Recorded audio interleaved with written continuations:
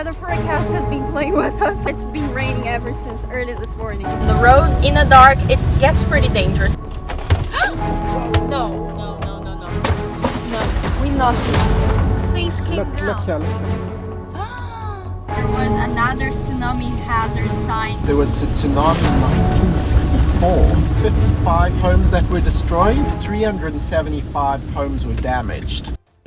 Let me introduce ourselves. We are Steve and Az, and we travel full-time in our self-converted camper van. So come on with us. We're on our way in our van from where we were camping, a place called Saanich. Yes. About 20 minutes from Victoria. We travelled last night. We stopped off near Ladysmith, near the Cowichan Valley, and we passed by Nanaimo today. We had a burrito at a burrito place called Bar Burrito, and we're on our way to a little town called Ucluelet on the other side of the island, and we're looking to explore Ucluelet area and Tofino. Tofino is one of the primary surfing spots in Canada, and we passed a lake called Cameron Lake, a massive lake, and the road was winding through the mountains, and now we are traveling through these forests and these trees. These pine trees are absolutely massive. It's phenomenal. It looks like a lost world, this place. This is a very windy road, and it goes in between the mountains. And we passed a few signs saying winter tires required. We just going down a steep hill now. There was a sign saying check on your brakes. I don't think there is anything to be concerned about because it's not freezing outside. Apparently this road gets pretty icy, and black ice is a concern here in Canada.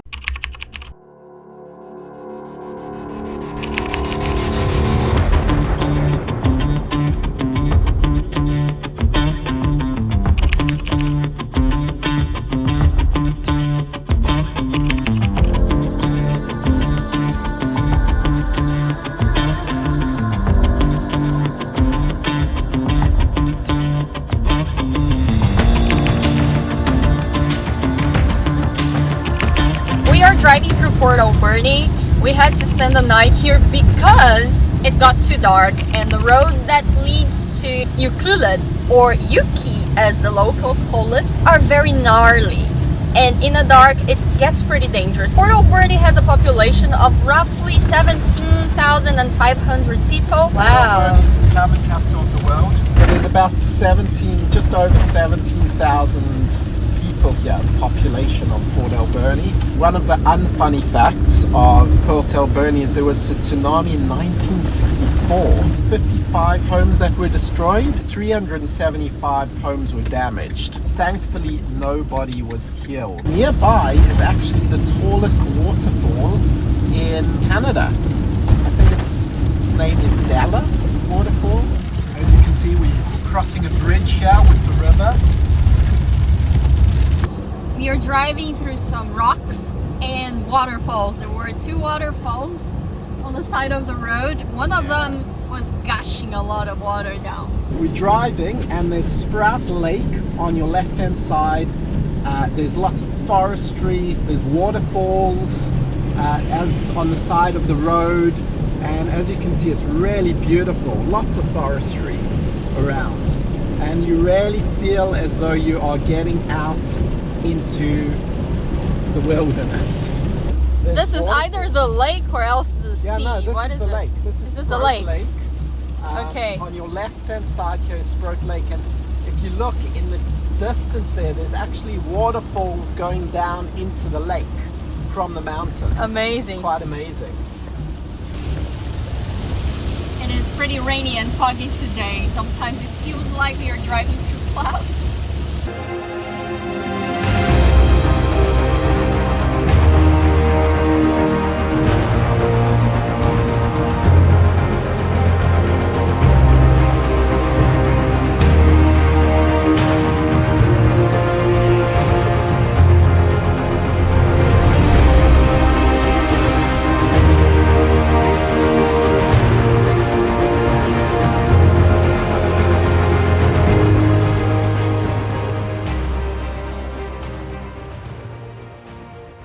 driving along the Pacific Rim Highway next to Sprout Lake. Wow, look at this, guys. We're like going up on the mountain into the clouds. Beautiful, beautiful.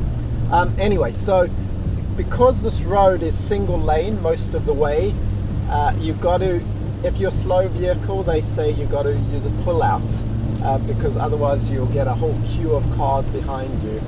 And the roads are a little rough actually out here. They've got a little rough some places at least.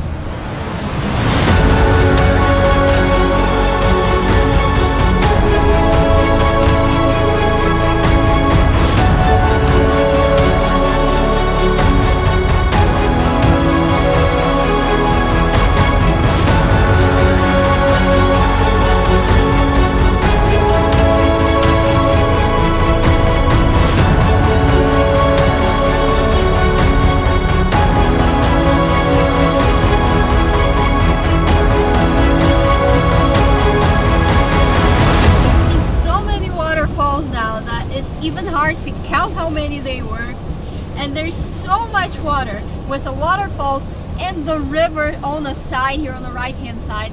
It's a huge drop down. Sometimes it's even a little scary to be filming because I feel like I'm gonna fall into the river. And even though it's really miserable day, it's still really beautiful. Driving by massive lakes like this and seeing almost nobody around except for a few cars on the road, you wonder how many bears there are, and you don't want to be stranded in the middle of nowhere. This is so high up in the mountains. As you can see, the roads are pretty windy in some places, very steep in some places. Don't trust Google Maps to say, hey, you can get there in an hour and a half. Just take your time, because some of these roads are pretty steep. I don't think even the video shows how steep some of these roads are. This is so narrow. Look at this road.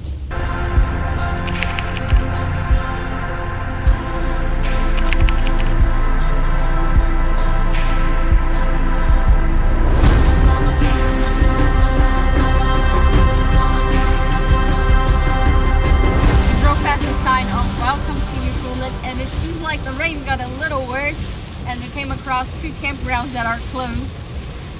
Actually, we have not booked any campground yet. That's something we're gonna do once we arrive in town.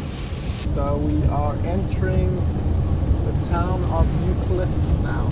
Ucluelet. Or Yuki, it's easier. There's a petrol station. Some shops, some houses. Surf lessons. Well, we've seen ukulele.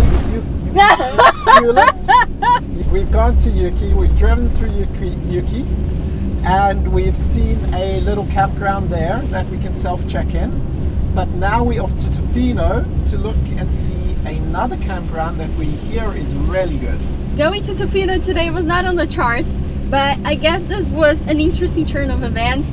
And we were gonna see Tofino a lot earlier than we expected. So 2 towns in one day, that's amazing. We're gonna come back here sometime.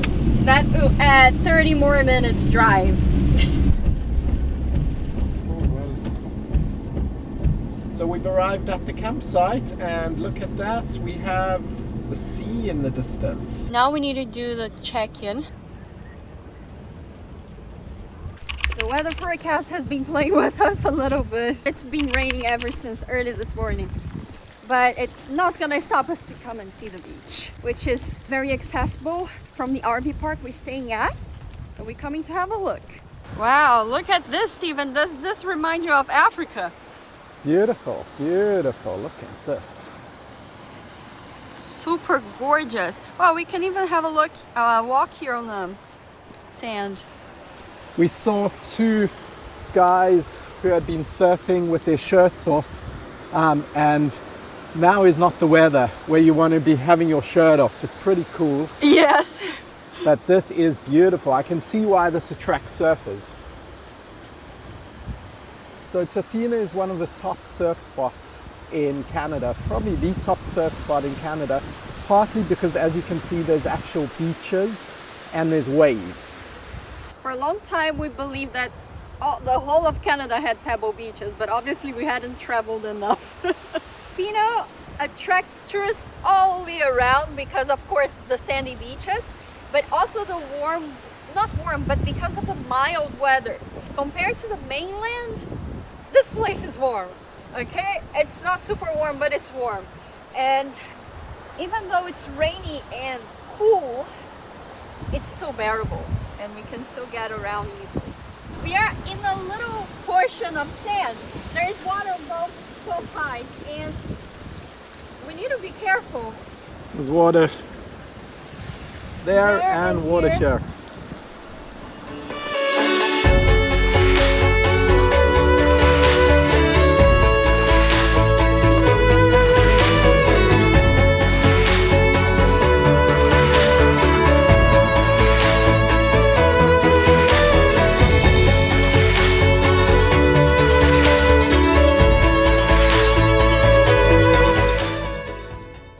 We stayed at this RV park called Crystal Cove RV Park. It's a very nice one. It has free showers, nice places to walk down to the beach. We only stayed here for one night. 5 to 7 minutes drive to downtown Tofino. And in the summertime, there'll be a lot more campgrounds available. In the winter, a bunch of the campgrounds are actually closed. So we paid $63, including tax Canadian, which is very expensive as far as campgrounds in winter is concerned. I think it's even more expensive in the summertime. We like saving money. We generally go for the cheap options, but we were short on options, but this place did not disappoint. We heard of this Tofino, which was the first Tofino opened in Canada.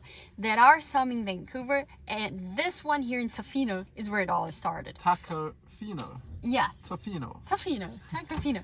But there is a line. There is a lot of people here. In cold, rainy type weather, there's a line. How famous can a food truck be?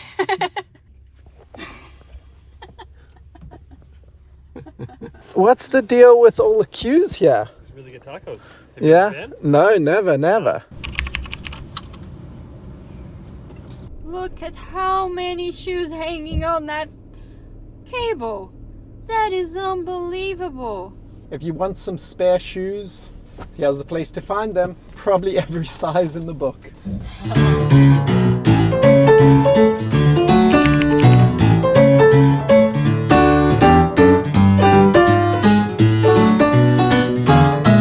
Where's the accent from? Poland. You see, I guessed it.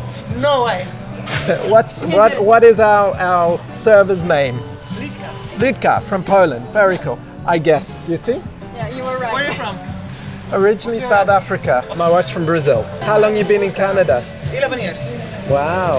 11 And in years Tofino? In Vancouver and 8 weeks in Tofino. 8 weeks. Yeah. So you knew? I used to come here for just holidays, and now Yeah. I drive to work, and I'm like, it's weird. Yeah. Funny, I'm getting funny. used to it. I got married here 7 years ago. You got? Married, yeah. Okay. 7 years ago on We- the beach.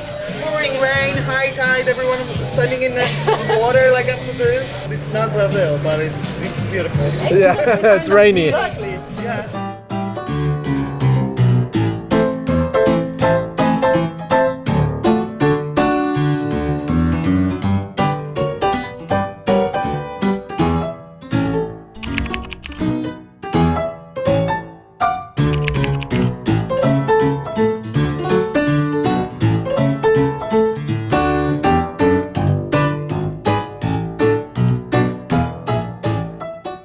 It's been raining ever since we arrived in Tofino, so we decided to go see a beach. So we were heading to McKenzie Beach, but unfortunately the road that leads there is full of potholes. Whoa. It's not the whole road, there is a small section, but that small And they section deep was already enough potholes. for They are us. deep potholes. No, you gotta be really careful. No, we're not doing this. Like, things already fell off the top of our counters. Things came down. Look here.